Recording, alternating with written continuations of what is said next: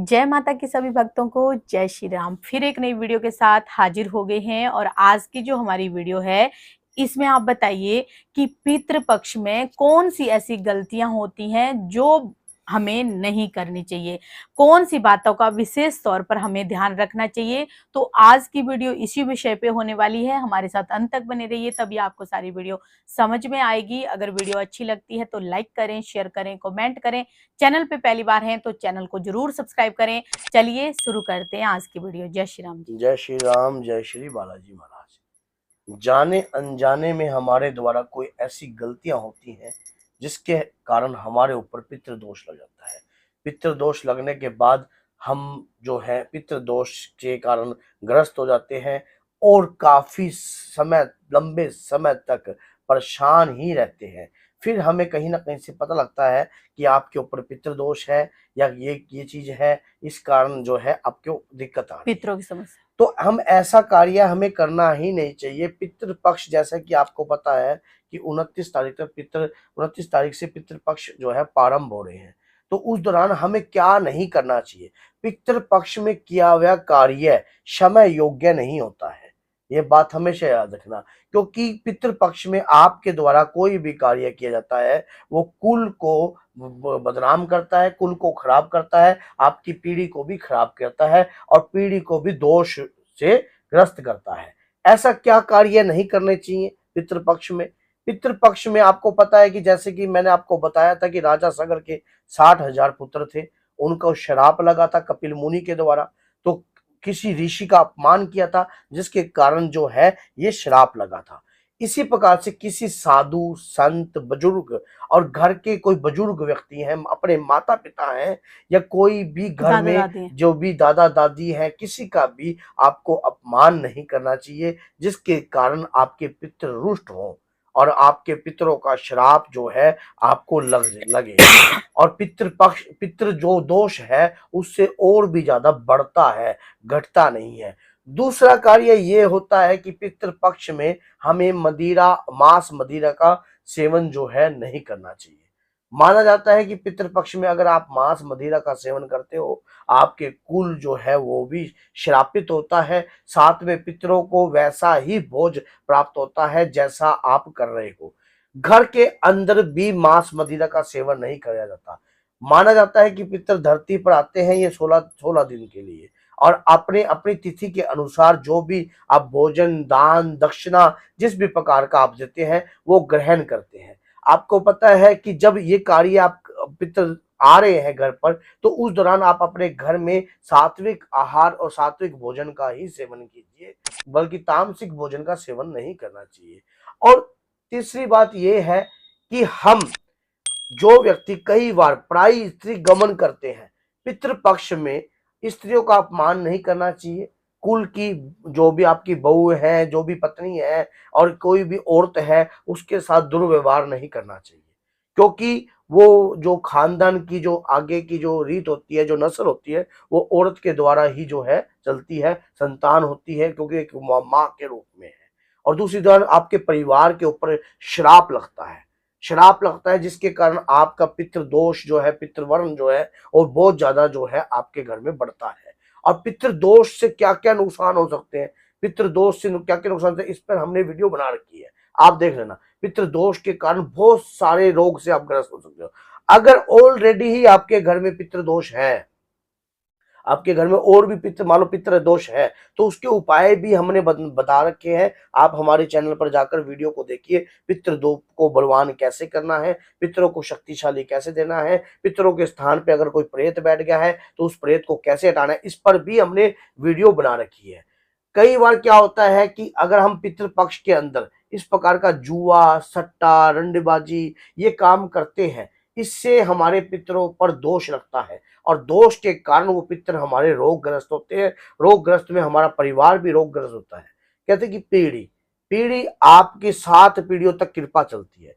एक ने बोया पीढ़ी आगे खाती है। आपको पता है हम कई बार एक ऐसा पेड़ बो देते हैं जिसके कारण हमारी पीढ़ी चढ़ती रहती है, पीढ़ी दर पीढ़ी। अगर कहते हैं कि पुत्र का पुत्र निकल जाए, अगर पुत्र का पुत्र निकल जाए तो कुल का नाश करने का कोई चांस, उसके सेफ रहने का बचता ही नहीं है, क्योंकि कुल का नाश तो उसने करना उनको ही ही होगा। करना है, क्योंकि वो एक कपुत्र है।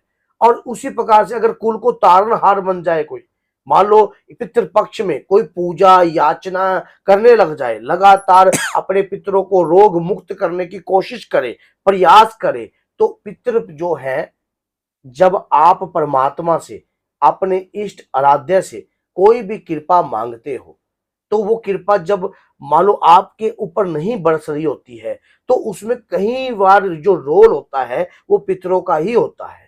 क्योंकि पितर जो है परमात्मा से भी आपको लेने नहीं देते, क्योंकि आपने कभी उनका आदर नहीं किया, कभी मान नहीं किया, सत्कार। कभी सत्कार नहीं किया। आपने, जिन्होंने आपको जन्म दिया, जिस पीढ़ी में आप हो, उस खानदान का नाम आपने कलंकित किया है, तो जो पितर हैं वो आपको सजा देते हैं।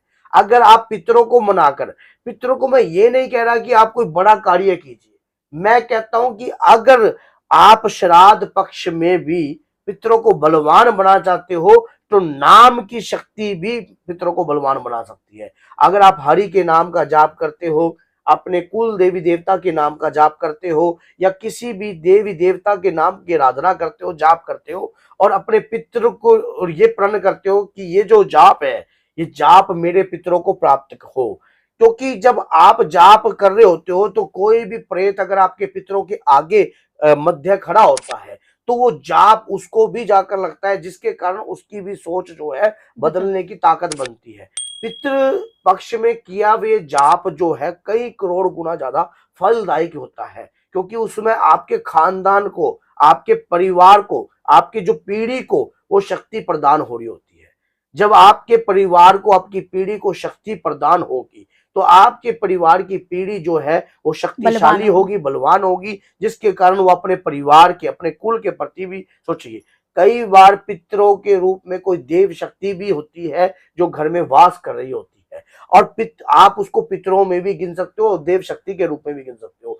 जैसे किसी ने खानदान में, आपके खानदान के अंदर तपस्या करी हनुमान जी की, काफी लंबे समय तक उन्होंने तपस्या करी, उन्होंने अपना आजीवन जो है हनुमान जी की सेवा में छोड़ दिया। अंत समय पर भी वो प्रभु के धाम को जाएंगे, लेकिन खानदान किसका था? आपका। आपके खानदान के अंदर वो रहते थे, और आपके खानदान से उनकी जो जुड़ाव था। अब आपके खानदान में अगर आप भक्ति और मंत्र का जाप और शक्ति की आराधना कर रहे हो, नाम जाप कर रहे हो, पूजा याचना कर रहे हो, कर्म प्रदान प्रदित्ति का कार्य कर रहे हो, तो वो जो शक्ति होगी वो आपके ऊपर भी कृपादायक बनेगी। क्योंकि एक व्यक्ति ने तो बीड़ा उठाने का लिया, तो वो आपको सपोर्ट करेगी, किसी न किसी रूप में करेगी, हनुमान जी की कृपा के रूप में करेगी, चाहे कैसे करे, लेकिन आपके खानदान में होगी। अब आपके खानदान के अंदर कोई, मान लो कोई राजेश्वर नाम का कोई व्यक्ति हो, कोई तपस्वी हो, कोई तकड़ा हो, कोई संत हो, तो आप जो जाप कर रहे हो, लगातार प्रयास कर रहे हो, उस जाप का फल उनको प्राप्त होता है, और वो जाप के फल से प्रसन्न होकर आपके ऊपर कृपा करते हैं। आपके पितृ जो हैं, कोई सूर्य लोक में है, कोई स्वर्ग लोक में है, स्वर्ग में बैठे जो पितृ हैं वो भी आपको आशीष देते हैं, और आशीष प्राप्त होने के बाद आप ताकतवर बनते हो, आप कृपादायक बनते हो, परिवार का आपके कुल। परिवार मजबूत बनता है। कोई गलत प्रकार की प्रवृत्ति आपके परिवार के प्रति कोई करता है, तो वो वहीं पर भी स्तंभित होता है। पितृ साथ देने लग जाते हैं आपका, आपकी बल्ले बल्ले करवाने लग जाते हैं, अगर आप सही ढंग से चल रहे हो। अगर पितृ प्रेत योनि में है, तो घर का नाश होने से कोई रोक नहीं सकता, क्योंकि आपने ही उनको प्रेत योनि का माध्यम कुछ अपनाया है। क्योंकि अगर पितृ प्रेत योनि में अपने कुकर्म के कारण वो प्रेत योनि में चले गए, आगे उनको परिवार में, आगे संतान भी ऐसी क्रिया करती जा रही है, ऐसा प्रयास करती जा रही है, तो महाबली प्रेत बन जाते हैं। और जो वो महाबली प्रेत बन जाते हैं, तो वो क्या होते हैं कि आपको ही सेधने लग जाते हैं। अब मान लो किसी का एक्सीडेंट हो गया, किसी तांत्रिक ने उसको आपके, लेकिन आपके घर का पितृ था, लेकिन तांत्रिक ने उसको पकड़कर उसके साथ गंदे कार्य करवाए, उससे गलत कार्य कराए, तो वो प्रेत योनि में बंधनग्रस्त हो गया, जिसके कारण उसका असर जो है आपके परिवार पर भी पड़ेगा। अगर आप जाप की संख्या बढ़ाओगे, आप पूजा पाठ भक्ति की कर। संख्या बढ़ाओगे,